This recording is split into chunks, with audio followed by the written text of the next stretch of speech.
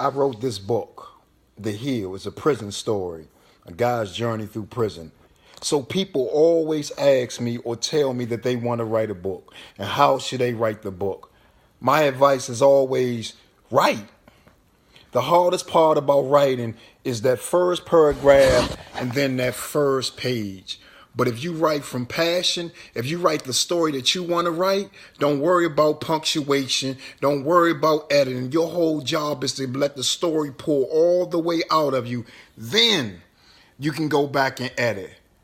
And the one thing about writing, if you don't feel the story, then you can't expect or think that I will feel it. So if you're writing a love story, then you should feel all butterflies and all that. And if you're writing a scary movie, your heart should be pounding. And if you're writing a love scene and you're not aroused, then that might not be the right scene for you to be writing.